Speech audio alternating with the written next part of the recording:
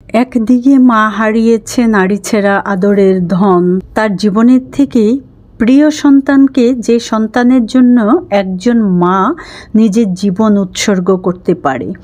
আর অন্যদিকে একজন সদ্য বিবাহিতা স্ত্রী হারিয়েছে তার প্রাণ প্রিয় স্বামীকে, যাকে নিয়ে সারা জীবন একসঙ্গে থাকার সংকল্প করে।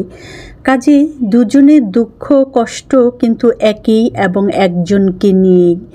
একজনের সুখ সন্তান হারানোর আর অন্যজনের সুখ স্বামী হারানোর।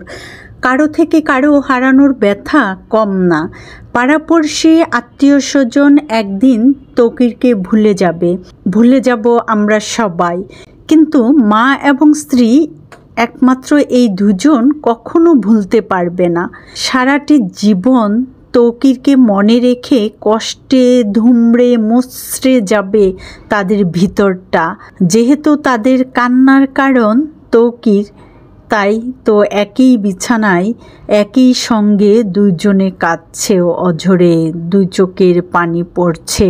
ছেলের শূন্য ঘরে ছেলের বিছানায় শুয়ে আজ মা কাঁদছে ছেলের জন্য, আর ছেলে মাটির বিছানায় শুয়ে আছে। কি নির্মম বাস্তবতা, কি নির্মম ভাগ্যের পরিহাস। এই মায়ের পৃথিবী জুড়ে শুধু ছেলের শূন্যতা, এই মায়ের ক্রন্দন ও আহাজারিতে মানুষের হৃদয় কেঁদে উঠেছে।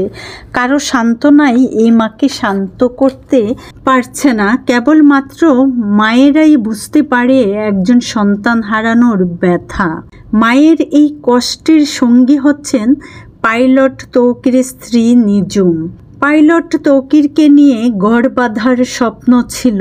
যে নিজুম তৌকিরের হাত ধরে অনেক দূর এগিয়ে যাওয়ার স্বপ্ন দেখত, সেই নিজুম স্বামী পাইলট তৌকিরকে হারিয়ে এখন নিঃস্ব হয়ে শাশুড়ির পাশে শুয়ে নীরবে নিভৃতে চোখের পানি ফেলছে।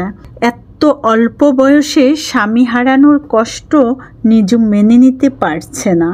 নিজুম তার ক্যারিয়ারের জন্যে বিয়ের পিঁড়িতে বসতে চাননি।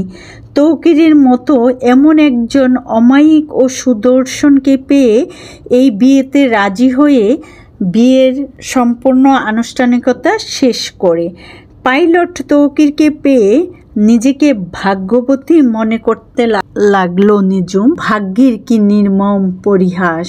মাত্র সংসার পাতার 6 মাসের পর নিজুমের মতো স্ত্রীকে রেখে পাইলট তৌকির পরপারের ডাকে সাড়া দেয়। বিয়ের আগে নিজুম ছিল হাসি খুশি প্রাণবন্ত একটি মেয়ে, যে হেসে খেলে আনন্দ উল্লাসে দিন কাটাতো। পড়ালেখায়ও ছিল মেধাবী। আর এই হাসি খুশি মেয়েটিকে শান্ত রাখার জন্যে এখন ঘুমের ঔষধ দিয়ে ঘুম পাড়িয়ে রাখতে হচ্ছে। উফ, কি যে কষ্ট, কি যে দুর্বিষহ জীবন। এই হাসি খুশি মেয়েটি কবে স্বাভাবিক অবস্থায় ফিরে আসবে? আদৌ ফিরতে পারবে কি না আমরা কেউ জানি না। আসুন সবাই মিলে আমরা নিজুমের জন্যে দোয়া করি।